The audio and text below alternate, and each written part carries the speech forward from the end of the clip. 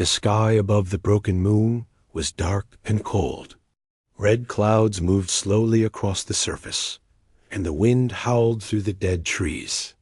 This place, called Varney 7, had once been full of life. But after the war, only ruins remained. Rain stood at the edge of a burned-out colony structure, his helmet visor glowing faint blue. He was human, a former soldier turned private tracker. He didn't ask too many questions. That's why the aliens hired him. This time, the job was different. He had been hired by Drulkin, a high-ranking alien diplomat, rich and feared across the stars. Drulkin's wife had gone missing 2 weeks ago during a diplomatic visit to a nearby station. She was last seen entering a shuttle that crashed here, on Varney 7. Find her, no matter the cost, Drulkin had said. She is ... important. Rain had heard those words before. Every rich man said something similar, but something in Drulkin's voice was strange. He didn't sound like a worried husband. He sounded like someone who had lost property. Rain walked through the old outpost remains, his boots crunching over broken glass and scorched steel. There were no bodies, just silence. He found the crash site, half buried under a pile of rubble. The shuttle was badly damaged, the hull ripped open by impact. But there was no blood inside. No signs of death. She might still be alive. Rain searched carefully. In the back of the shuttle, he found a half-burned note, stuck under a control panel. It was written in old Terran language English. Don't trust him. Rain frowned. That note wasn't written for just anyone. Someone had known the truth long before he arrived. He continued deeper into the forest ruins. His scanners picked up faint heat signatures, too old to follow, but recent enough to confirm someone had been here days ago. Next to a collapsed tree, he found a silver bracelet with alien markings. It had dried blood on one side. He picked it up gently. Lenara, he whispered. That was her name, Drulkin's wife. She was said to be intelligent, elegant, and deeply loyal to her husband. But Rain didn't believe loyalty explained this mess. Rain set up a camp that night under the remains of a broken comms tower. The night was quiet, too quiet for a planet once full of noise. As he cooked a simple ration pack, he replayed the recorded voice message from Drulkin once again. She is valuable. Find her before others do. Rain noticed again he never used the word wife. Not even once. In the morning, Rain hiked toward the ice cliffs at the far side of the moon. Old records showed there were abandoned tunnels under the cliffs, used long ago during the war as smuggler paths. If someone wanted to hide, that would be the place. After 2 hours of walking, he found the entrance. It was buried under ice, but the scanner revealed metallic structures beneath. Using a heated cutter, he burned through the layer of frost and metal. A loud hiss filled the air as the door slid open. Inside, the tunnel was cold and dark, lit only by the pale glow from Rain's suit. Suddenly, he heard movement. Rain raised his light and stepped slowly into the chamber. His eyes scanned the room and froze.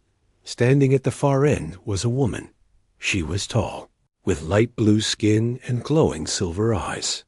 Her clothes were dirty and torn, but her posture was strong. In her hand, she held a small energy weapon. Her eyes locked on Rain's. "Who are you?" she asked in a steady, tired voice. Rain lowered his weapon and took a breath. "I'm not here to hurt you," he said calmly. "I was sent to find you. Your name is Lenara, right?" Her hand didn't lower. Her body trembled, but only slightly. "Who sent you?" "Your husband," Rain replied. Her face changed. Her eyes went wide for a moment, but not in joy or relief. It was fear. "I'm not going back," she said quickly. "Not to him, not ever." Rain kept his hands where she could see them. "You're safe now, but I think I need to know the real story." Lenara took a step back, then slowly lowered the weapon. "Then I hope you're ready," she whispered. "Because the real story is something no one wants to believe." Rain nodded once. He knew this job wasn't going to be simple. But what he didn't know was this mission wouldn't just change her life, that it would change his asterisk. Rain stepped inside slowly, his boots making soft crunching sounds on the frozen ground. The air in the hidden tunnel was thick, not just with dust, but with tension. Lenara stood tall but alert, her eyes still locked on him. She looked like someone who hadn't slept in days, maybe longer. Her skin was pale, her hair loose and tangled, but her weapon stayed steady in her hand, a sign that survival had made her sharp dot she didn't trust easily. Rain knew that look. "Do you have a name?" she asked carefully. "Rain, human, hired to find you," he answered calmly, keeping his voice level. "But I'm not here to drag you back. I just want the truth." Lenara's grip on the gun loosened slightly. "You're not like his usual hunters," she said, then turned away. "Come, you shouldn't be standing out here." She led him deeper into the tunnel, past cold stone and ancient lights. They entered a small chamber hidden beneath layers of ice and rock. Inside, there was a fire pit made from broken drone parts and heat cells. Blankets lined the walls. It was small, but safe. "You've been living here?" Rain asked. "For now. I move often. Never stay more than 3 days." She sat down and placed her weapon beside her, though her eyes never left his. "He's looking for me everywhere. But not because he loves me." Rain sat across from her, near the warmth of the fire. "So tell me why." Lenara looked down at her hands. They were shaking, not from fear, but from remembering. "I was married off to him for political reasons. He wanted an heir. I was useful for that. I followed orders. I smiled at councils, but behind closed doors, I was his prisoner." Her voice turned quiet, almost a whisper. "One day, I found out something he killed people too." "Hide." Rain leaned forward. "What did you find?" She looked up, her silver eyes serious. "He made a deal with a rival empire. Sold out colonies, his own people, to gain power in return. When I saw the transmissions, I knew I couldn't stay silent." "That's why you ran?" "Yes. He tried to make it look like I was kidnapped, but I chose to disappear." She paused, then added, "He doesn't want me back as a wife. He wants to erase the evidence. And me." Rain frowned. "He sent me in saying he was worried about you, that you were valuable." "He meant it," she said bitterly. "But not in the way you think." There was silence between them for a moment, filled only by the hum of the generator and the wind howling outside. Rain pulled out the burned note he found in the shuttle wreck. "Did you write this?" he asked. Lenara took it, eyes wide. "I left this in case someone else found the wreck," she said slowly. "I didn't know who'd come, but I hope ... someone like you might." Rain gave a small nod. "You're lucky I found it before his other agents did." Suddenly, his scanner blinked. A faint red pulse lit up on the screen. "We're not alone," Rain said sharply. Lenara jumped to her feet and grabbed her weapon. "How many?" she asked. Rain checked his scanner. 2 life forms. Moving fast. Less than 500 meters. "They found me." Her voice turned hard. "We have to leave. Now." Rain stood up and packed quickly. "Is there another way out?" "There's an old escape tunnel through the ice caves," she said. "But it's unstable." Rain smiled faintly. "Good thing unstable paths are my specialty." They moved quickly, silent as shadows. Lenara guided them through tight passageways carved into the cliffs.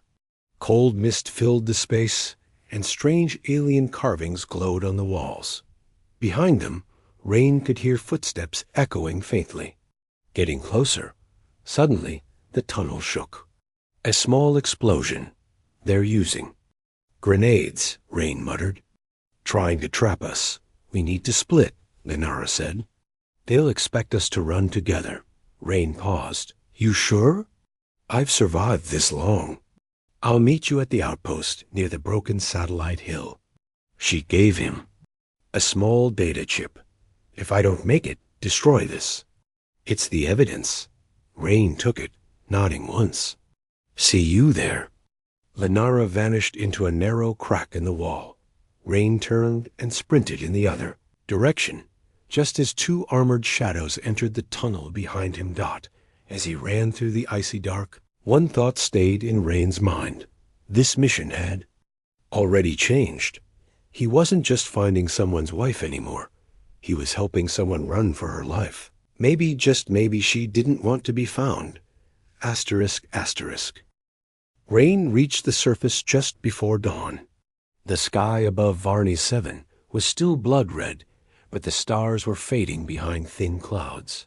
He stood near a collapsed satellite tower, snow crunching under his boots, watching the horizon with sharp eyes. Held the data chip tight in his palm, the chip that could burn a powerful alien's empire to ash. He didn't know what was on it yet. But if Lenora trusted him with it, it had to be real and dangerous. Rain crouched beside a broken sensor dish and set a small beacon flare into the ground. It was a silent code 1, only someone like Lenara would notice. He hoped she made it out alive. 10 minutes passed. Then 20. Rain's pulse stayed calm, but inside, worry started to rise. She was smart, skilled, and determined, but she was also being hunted. Finally, a soft crack in the snow behind him made him turn. Lenara stepped out of the shadows, covered in ice dust, her cloak torn, but her eyes alert. Her weapon was missing. They caught me in a side tunnel, she said softly. I escaped, but barely. Rain handed her a ration bar and a heat pack. You're lucky, he said. She gave a weak smile. No, I'm stubborn. They sat near the broken tower, hidden by snow and metal. As she warmed her hands, Lenara spoke again. You don't have to stay involved. Rain, you could hand me over and walk away rich. I know, he said, but I don't work for liars. Lenara studied him for a moment. Her expression softened, like she was trying to remember how to trust someone. I never planned to run into a human like you, she whispered. And I didn't expect to care this much, he replied quietly. For a moment, they sat in silence. Two people from different worlds brought together by betrayal and survival. Then Rain activated his scanner. We've got 2 hours before another patrol. Scans this area. We need to move. Where? She asked. There's an old Terran outpost to the west forgotten during the last border war. It's not on their maps. We'll be safe there. They moved quickly, traveling under the ruins of satellite dishes and ancient bunkers. Lenara limped slightly from an injury, but she never asked to stop. Rain admired that about her quiet strength. Even when she was broken. By the time they reached the outpost, the light had started to fade again. The front door was sealed shut by layers of frost and rusted metal. Rain pulled out his override tool, but before he could touch the lock, it opened on its own. Both of them stepped back. Stunned, Lenara raised her hand slowly. The scanner lights turned green in response to her DNA. How did it know you? Rain asked. I don't know, she said, eyes wide. I've never been here. They entered the dusty command center. It was filled with frozen consoles, shattered chairs, and blinking lights that had somehow survived years of decay. Rain moved to the terminal and slid in the data chip. The screen blinked, then loaded. A series of encrypted files appeared, all marked with Drulkin's crest. Lenara stepped forward. These are the messages. Transmissions between Drulkan and the leaders of the Drava Syndicate. Names, deals, even payment logs. Enough. To destroy him, Rain said. No, Lenara corrected. enough to destroy an empire. Suddenly, the terminal beeped. A trace alert. They found us, Rain muttered. This place is old, but not quiet enough. Lenara took the chip and slipped it into her belt. We'll fight if we have to, she said. But not here. Not now. Rain nodded. I'll set traps. You prepare the emergency lift. If we can make it underground, we can vanish again. She placed a hand on his shoulder, stopping him. You could still leave me, she said quietly. Why stay? Rain looked into her silver eyes. Because I've seen the kind of person you are, and I don't leave people who deserve better. Her eyes glistened, but she didn't cry. Instead, she said something he didn't expect. Then, maybe. You're already more home than I've ever had. Outside, engines roared. Inside, two souls prepared to fight not just for survival, but for something deeper. A future neither of them had ever imagined. A low rumble shook the walls of the old outpost. Rain and Lenara froze. Outside, engines roared louder, closer. The scanners on the wall flashed red. A war droid carrier had landed above them. Drelkin's hunters had arrived. Rain moved fast, placing 3 portable mines near the outer doors. We don't have much time. There's a lift chamber hidden under the floor of your emergency tunnel? Lenara nodded. Yes, my father helped design the space during the Old War. Few know about the exit. Come, I'll show you. They worked quickly. Panels were pulled aside, wires sparked, and with a heavy creak, a square platform in the middle of the floor slid open, revealing a narrow tunnel lit by dim blue lights. Go, Rain said. I'll slow them down. Lenara looked at him, hesitation in her eyes. If you stay, they'll kill you. If I don't, they'll kill us both. She gritted her teeth but obeyed, stepping into the tunnel. Just as she vanished, Rain armed the last trap a directional charge facing the main door. Then he followed her down. The tunnel was tight and cold, just wide enough for one person at a time. Water dripped from above. Each step echoed like a whisper. Through stone. For several minutes, they moved in silence until the ground shook again. A distant explosion. Rain gave a faint smile. That was the first mine. Lenara chuckled under her breath. You enjoy this? Rain replied with a small nod. A little. Not the running, but ruining their plans. That's satisfying. She smiled, the first real smile he had seen. From her since they met. They reached a split in the path. There are 2 exits, she explained. One leads to the frozen valley, the other to the junk fields. Safer, but exposed. Rain checked his scanner. The valley was crawling with drone. Signatures. We take the junk fields. She nodded and turned, but Rain gently took her arm. Wait, your wound's bleeding again. She looked down. The tear in her leg suit had reopened. Blood stained the edge of her boot. It's fine, she said, though her voice was tight. Rain didn't listen. He knelt down, tore a strip from his own undershirt, and carefully wrapped the wound. We're not doing fine. We're doing survive. And to do that, you need both legs working. Lenara watched him. For a moment, her expression softened. You're different, Rain. He stood up and looked her in the eyes. So are you. Then they moved. They emerged near the edge of the junk fields, a massive graveyard of old ships, wrecked machines, and broken weapons. The wind here was louder, filled with static from old energy cores still humming under the dirt. Rain helped. Lenara over a collapsed hull. They ducked into the shadows of a ruined transport. Here, he said. We rest 5 minutes. Then we move again.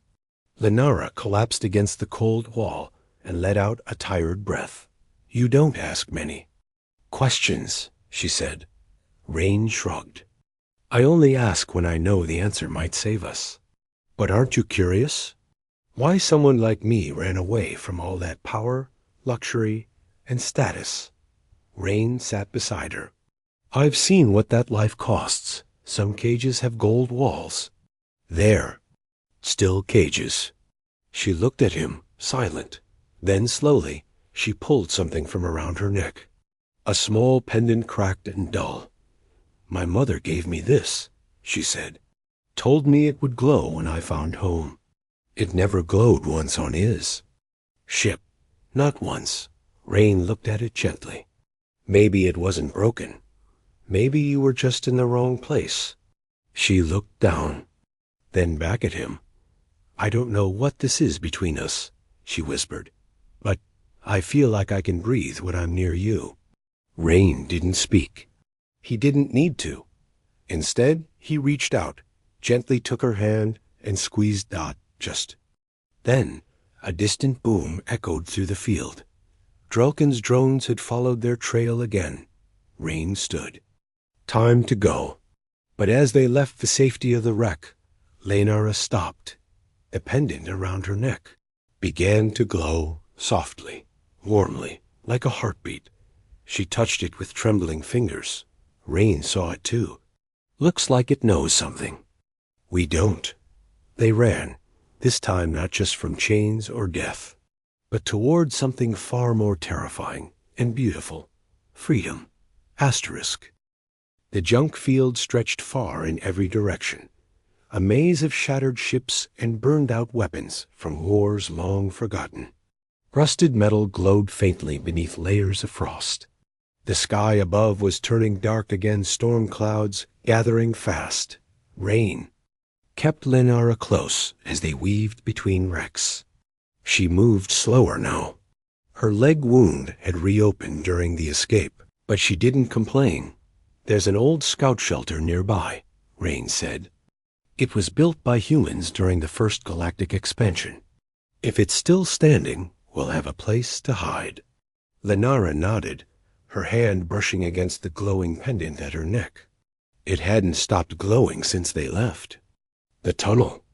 You said it never lit up before? Rain asked. Not once. Not even when I lived in Golden Towers. Rain glanced at her. Maybe it's not gold that matters. Maybe it's who you're with. Her cheeks flushed faint blue, the alien version of a blush. She looked away quickly. A few minutes later, they reached a half-buried structure beneath.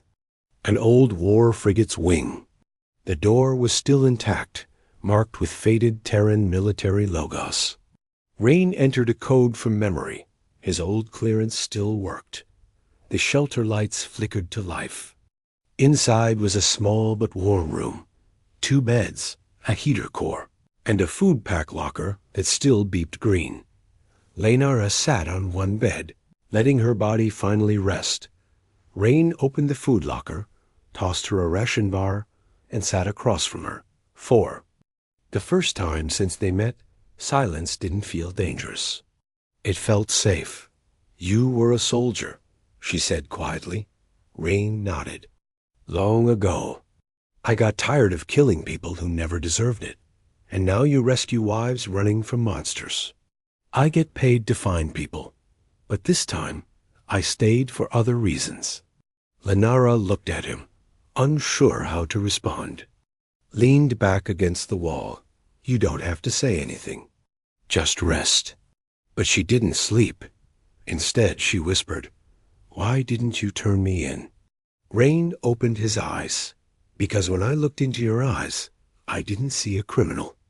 I saw someone who just wanted to be free. She was quiet for a long moment. Then she stood and walked toward him, slow and cautious. She sat beside him, close enough that their shoulders touched. I was never allowed to be near anyone like this. Drulkin controlled everything who I spoke to, who I looked at, even who I smiled at. Rain's voice was gentle. You don't have to fear that anymore. She turned to him. Her silver eyes reflected the soft orange light from the yacht. Heater. I don't, she said. Not when I'm with you. Outside, the wind howled again. But inside that shelter, It felt warm for the first time in weeks. They spent hours talking about Earth, about her home planet, about small things like food, music, stars. She laughed when Rain told her humans drank something called coffee, even though it tasted bitter. That sounds terrible, she teased. It's a tradition, he grinned. Like pain with a purpose. Lenara paused. Is that what this is? Pain with a purpose? Rain looked at her seriously. If the pain leads to peace, then yes, that's worth it. She stared at him for a moment. Then, slowly, she leaned, her head against his shoulder. Rain didn't move. He just let her be still. For once, she wasn't running. For once, she was safe. But peace never lasts.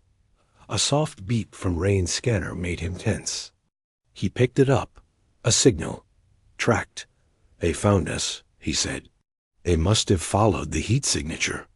Lenara stood, fire in her eyes. Then let's not make it easy for them. Rain smiled. I was hoping you'd say that. He handed her a small pulse grenade and took another for himself. If we make it out of this, she said, I want to go where he can never find me. Rain stepped close, his voice low. Then I'll take you there. Not as a job, not as a mission, because I want to. Lenara's breath caught in her throat. You would do that for me? I already am. She reached out, placed her hand on his chest. Then maybe, just maybe, you are home.